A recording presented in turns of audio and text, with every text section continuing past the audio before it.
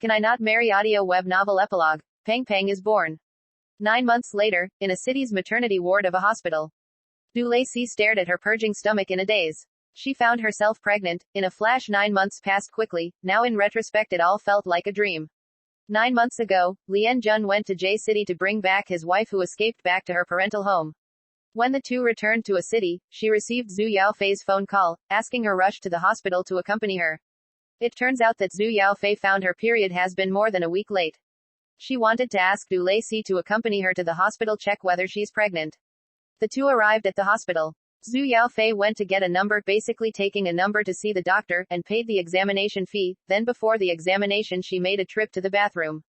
When she came out, her complexion was gloomy as she murmured, "Cow. What kind of relatives do I have? Waited until I paid the examination fee, then she decides to visit me." It turns out she discovered that her auntie came to visit. In order not to waste the money Zhu Yaofei paid, she too urged Du Lacey to take it instead. "Cece, how long has it been since your last period?"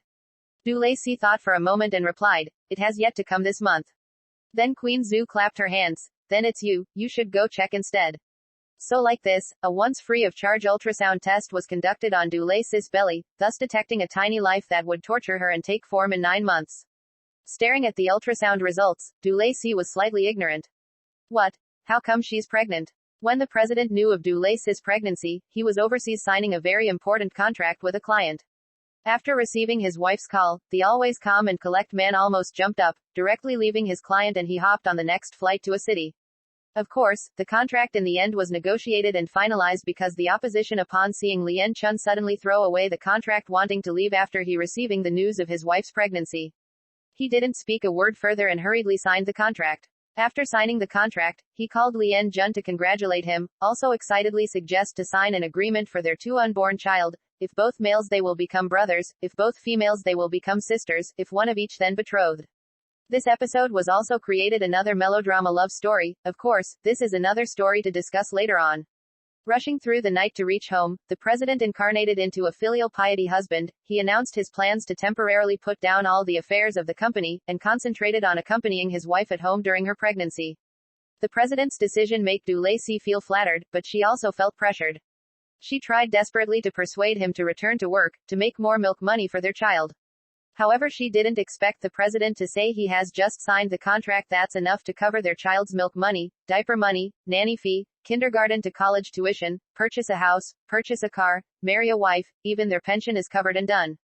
They even had enough money to regenerate a football team. So, Du Lacey was speechless. To give birth to a football team in China, she might as well not. Then the things that happened after followed more logically. Du Lacey transformed from a married young woman to a target person who was under focal point of protection. Lien Jun's grandmother, paternal grandma, Lien Anna, her parents, second uncle, second aunt, fourth aunt, fifth aunt, those she knew, those she didn't know were all keeping a close eye on her. Every day at home like a panda in an enclosure, crowds of onlookers came to see her, the giant panda. After a few months, her belly gradually grew bigger. The president didn't allow as many visitors to disturb her. She began to have more time to eat Auntie Wu's black bone chicken soup, ginseng soup and tortoise soup. She ate like this for several months, her entire body inflated and swollen an entire circle. The president pinched her chubby face, feeling very satisfied. Not bad, this pig looks good. Du Lacey, greater than, blank, after raising this little piggy for more than 8 months, it was finally the time for them to send Du Lacey to the hospital to be slaughtered. Wrong, to give birth. It was a lot more boring waiting for labor than staying at home, every day besides seeing the president, mom, Auntie Wu and occasionally Lien Anna. She basically only saw a white lab coat of doctors and nurses. She twirled her thumb in boredom, so she laying in bed all day she could only think of what name to give to their child. Years of experience told Du Lacey that it was extremely important to give a child a good name. Don't be like her, taking such a bad name which made all those who heard it laugh.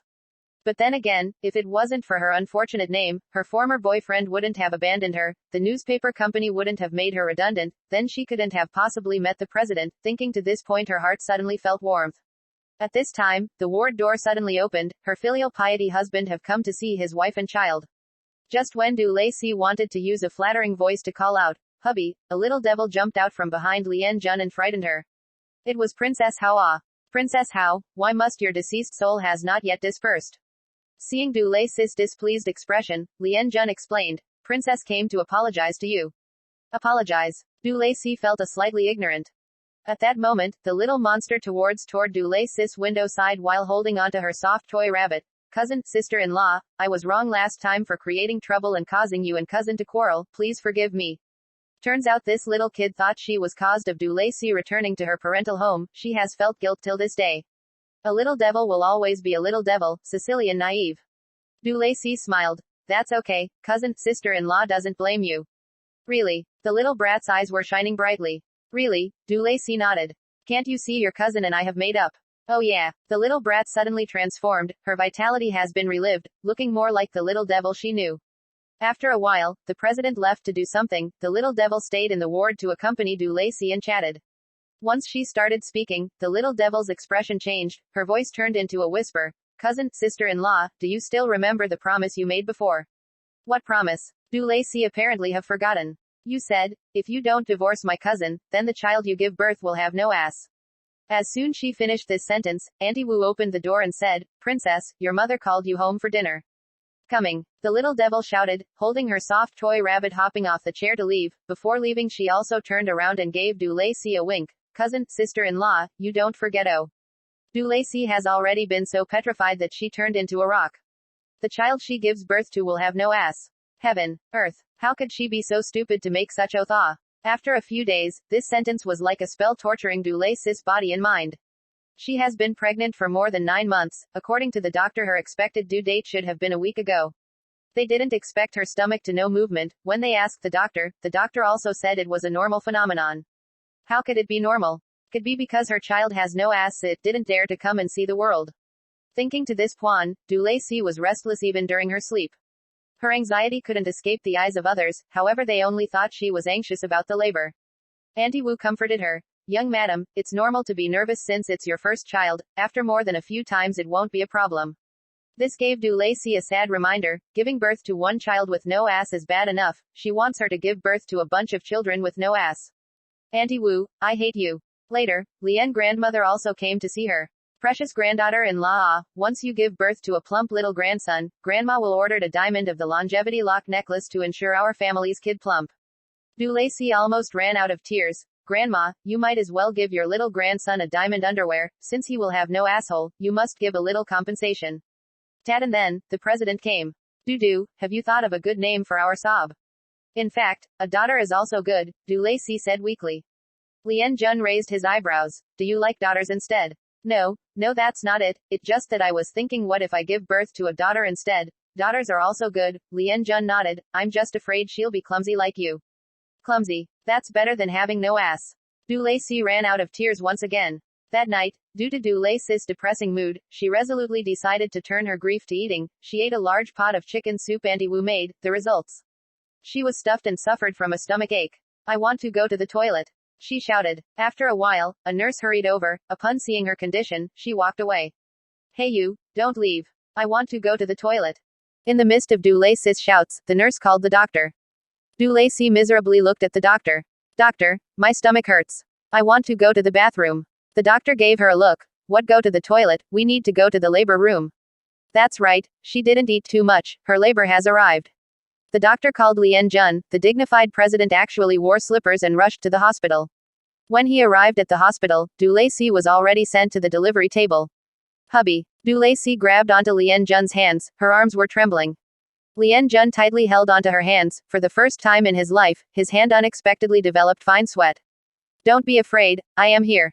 This simple comfort coming out of his mouth were unexpectedly filled with a sense of security. Dulacey finally relaxed her nervousness. She listened to the doctor's commands of inhale, exhale. Good. Now use force. Come on. She was in so much pain that she almost fainted. Her entire body felt like it was tearing apart. Suddenly a wah cry was heard from the operation room. Born. The doctor and nurse cried excitedly. When Dulacey recovered from the pain, her body collapsed from exhaustion, relying on the last bit of strength she had left. With great difficulty she asked, Doctor, is it a boy, or a girl? It's a big fat boy. After a moment of silence, a slaughtering pig cry came from the operating room. Doctor, quickly check if my son has an ass.